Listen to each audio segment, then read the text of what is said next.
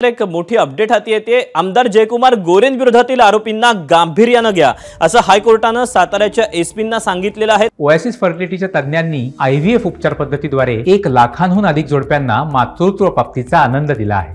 मोफत appointment book करण्यासाठी आजच संपर्क साधा अशा सूचना दिलेल्या आहेत। कोविड काळामध्ये मृतांना जिवंत दाखवून निधी वाटपात घोटाळा केल्याचा आरोप जयकुमार गोरेंवर करण्यात आलेला होता आणि या सगळ्या प्रकरणी आता याची दखल हायकोर्टाने देखील घेतलेली आहे। आणि आमदार जयकुमार यांच्या विरोधामध्ये एक याचिका दाखल करण्यात आलेली होती। या याचिकेच्या सुनावणी दरम्यानच जयकुमार गोरेंविरोधातील जे आरोप आहेत ते गांभीर्याने घ्यावेत अशा सूचना हायकोर्टाने सातारा एसपींना दिलेल्या आहेत। कोविड काळात मृतांना निधी वाटपामध्ये जिवंत दाखवून त्यांनी घोटाळा केल्याचा आरोप देखील त्यांच्यावर करण्यात आलेला होता।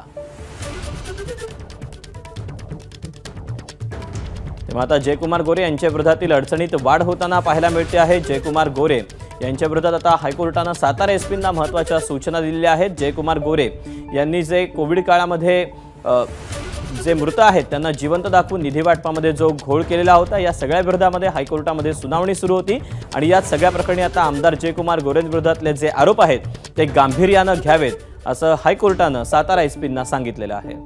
अधिकचे अपडेट जाणून घेऊयात। अमेय राणे आपल्यासोबत आहे।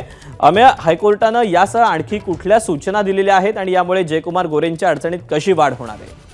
नक्की जयकुमार गोरे यांच्या अडचणीत वाढ होण्याची शक्यता आहे, कारण की कोरोना काळात त्यांनी काही मृत व्यक्तींना जिवंत दाखवून त्यांच्या उपचाराचे पैसे जे सरकारी निधीतून लाटले आहेत याची सखोल चौकशी व्हावी आणि केवळ जयकुमार गोरेच नाही तर त्यांचे कुटुंबीय सुद्धा यात सामील होते। या सर्वांनी संगनमतांना आपल्या साथीदारांच्या मदतीने सरकारी तिजोरीवर डल्ला मारल्याचा गंभीर आरोप करण्यात आलेला आहे। त्यामुळे या प्रकरणी आता हायकोर्टात याचिका दाखल झाल्यानं आजच्या सुनावणीत काही याचिकाकर्त्यांनी आणखी महत्त्वाचे मुद्दे आणि साक्षी पुरावे कोर्टात सादर केले की कशा प्रकारे ज्या व्यक्ती मृत आहेत त्यांच्या नावे ही सरकारी मदत किंवा निधी जो लाटलेला आहे तर कशा प्रकारे हा घोटाळा केला।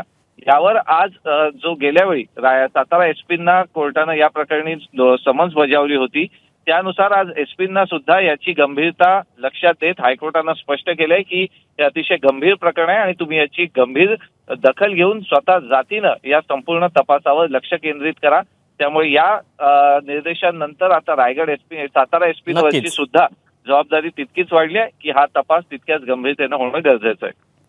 अमेय, धन्यवाद दिलेल्या सगळ्या सविस्तर माहितीबद्दल। एबीपी माझा, उघडा डोळे बघा नीट।